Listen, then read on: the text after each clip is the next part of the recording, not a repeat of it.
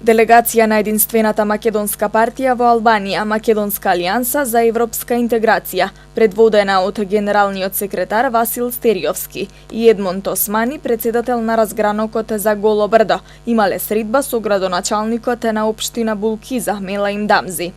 На средбата се разговараше за состојбата во областа Голо брдо, една од најнеразвиените во Албанија. Двете општини од оваа област, Требиште и Острени, населени со македонско население, со новата територијална поделба се припоија кон општина Булкиза, изјави Османи.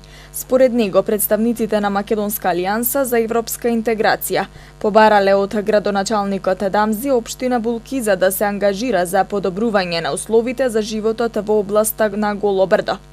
Од градоначалникот побаравме конкретни инвестиции во патната инфраструктура, водовод и канализација во областа на Голо брдо.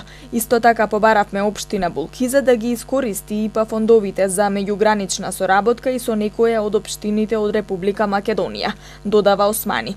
Стериовски и Османи претходно имале средба и со жители на повеќе села од областа со цел поблиску да ги слушнат нивните проблеми.